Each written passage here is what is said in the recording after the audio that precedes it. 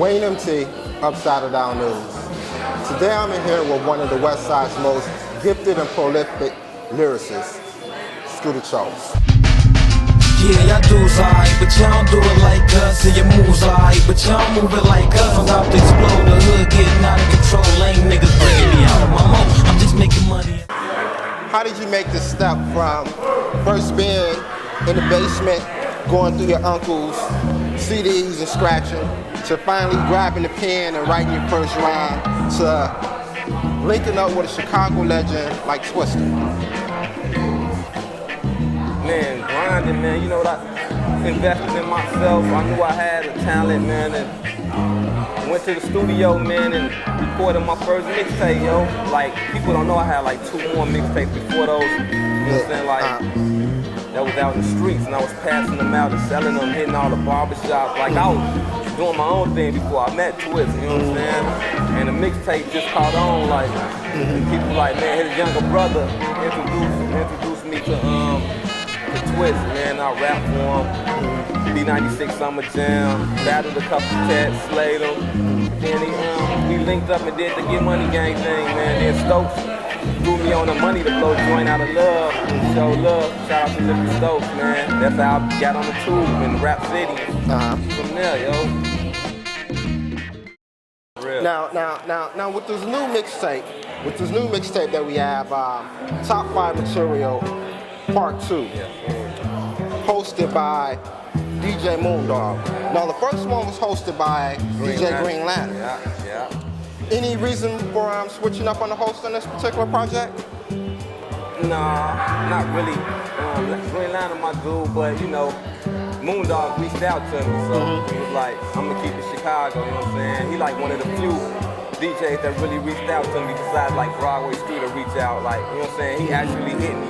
Like, you know what I'm saying, no stuck up, or you know how egos DJs have. And he reached out like, y'all want to host it, man. Like, it'll be a good look for you, you know what I'm saying? Because people was anticipating my mixtape. He up and coming, doing his thing, GCI affiliate. So, like, man, let's mess it together and click like that. So,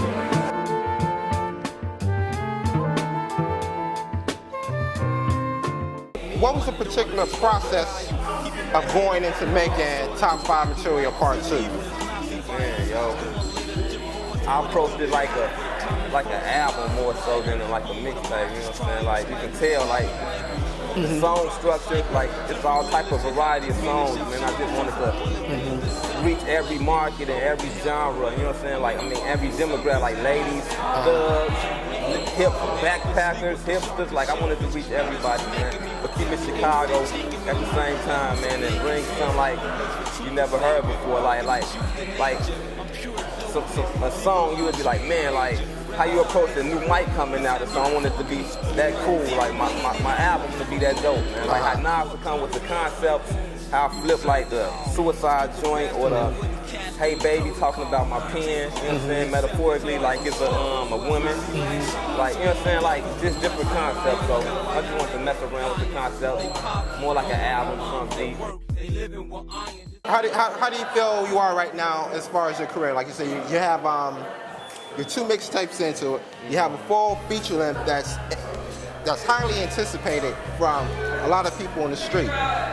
And what's the likelihood of that seeing the light of day this quarter? This quarter? Nah, I don't think it's gonna see that. It could.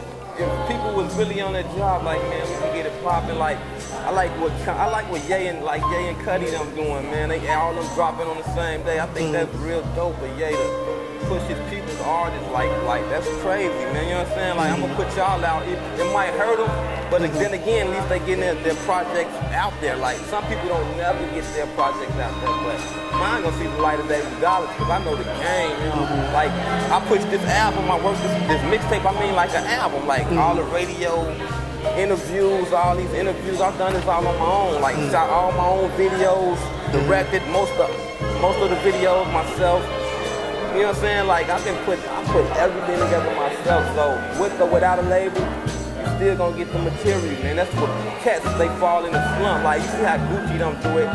That's how they stay hot in the streets, because they keep releasing mixtapes after mixtapes. You know what I'm saying? Wayne was gone for a minute, but he came back on the mixtape game, killing them. You know what I'm saying? Like, once you do that, if you got a talent, man, it's like LeBron playing college ball, man. I know what I got. Like, you know what I'm saying? Not to be on no cocky, but I know, like, I can do this. I can do a mixtape in a week, man. An album in 2 weeks, you know? And so, they can't stop it, man. Nobody can stop it. You guys had a record. You had a feature on a song that was called Something's Wrong. Yeah. Well, let's talk about the origins of that record. The record came about after the Darian Albert situation where Darian Albert was beaten to death. Mm-hmm. And now you yourself have been a victim of violence, which you mentioned in the song Smile Down, where you talked about being shot. I mean, I know it's a heck of an understatement, but I would imagine being shot 10 times would be a traumatic experience. Yeah. Yeah. Did that have any effect on your craft in any way? Kind of made me more, you know, more angrier, man. You can hear some of the lyrics, you know, kind of made me more like how 50. I can understand how 50, like how when he come at people, how he try to crush them, you know what I'm saying? Because he's been hurt before. He don't want, you know what I'm saying? How he feeling, like, man, you think he a bully, but this how you gotta survive this way, man, because you see what'll happen to you. You know what I'm saying? You can't trust no one. That's 50.